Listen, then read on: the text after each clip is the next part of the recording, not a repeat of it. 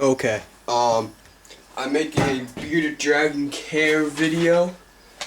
My bearded dragon's names are Bindi, the one that's like on the deer head, and Sheila. I got Sheila first, and I got Bindi like a year after. Sheila's like fully grown, and Bindi's almost fully grown. Lighting. They have a basking light.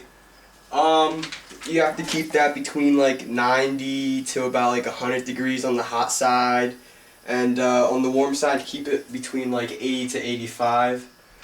The basking light is a Zoomed Rep-D basking spot lamp. It's 75 watts. It does the job.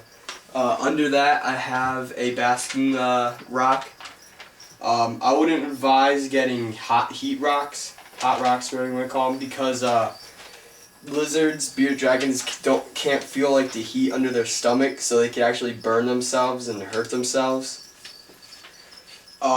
This light, I don't know if you can see it over here on top of the cage. It's just the light that's over here.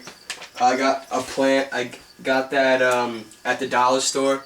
I mean, I know Petco and places like that sell like vines and little desert plants for like $25, so you can just go over to the dollar store like right next to it and get a bunch of plants for like $1. But I mean, these are desert animals, so they don't really like to have a lot of plants. I used to have a hide when they were little because they were sort of afraid of me when I first brought them home, but they don't really care. They're sort of like dogs. You can handle them very easily. They're really easy to take care of. Supplements. Well, you feed them crickets. Crickets, because they're omnivores, so they eat crickets, lettuce. You can't give them iceberg lettuce. Usually you give them like the darker lettuce. Some fruits. You can vary it up because you don't want to give them like the same thing every single day. But don't give them iceberg lettuce or spinach, because basically spinach is just really bad for them, and iceberg lettuce is really just water, so it doesn't really do anything. Crickets, they're not really very nutritious, so you sort of have to like gut load them. Like usually I give my crickets sort of what my bearded dragons eat.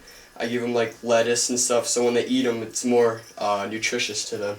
Also, once a week I give them their vitamins. Like on Wednesdays I give them Sticky Tongue Farms mineral right there.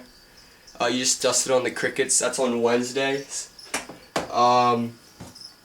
Usually on Mondays I give them Herptovite. You can see Herptovite.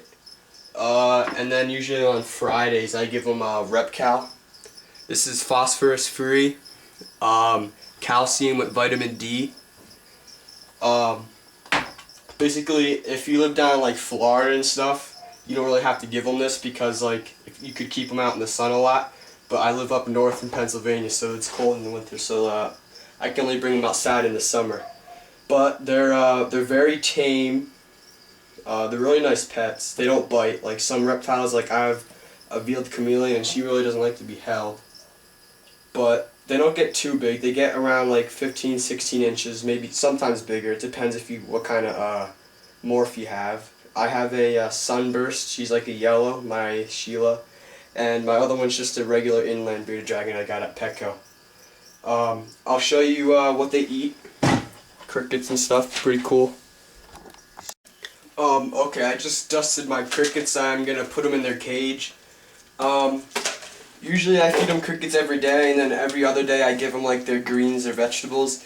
What I forgot to say is other bugs you can give them are like silkworms, waxed worms, different kind of worms. They have them on the internet. I mean, sometimes shipping is expensive. I get my crickets from this one place on the internet. I'll probably put it on. I'll say it or something. Write it down at the end of this video. But it's way cheaper than going to the pet store to like Petco and getting like 40 crickets, because I mean you can get 1,000 crickets for $25, and that lasts me a couple weeks.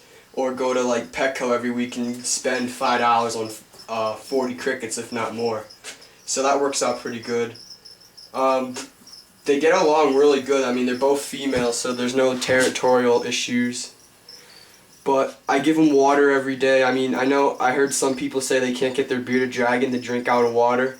If you just keep their water dish in there from a very early age when you first get them, they usually just drink out of it. Like what I did was I would put a cricket in there, and they would go after the cricket, and they'd realize that they don't need a cricket to like go in there to get a drink.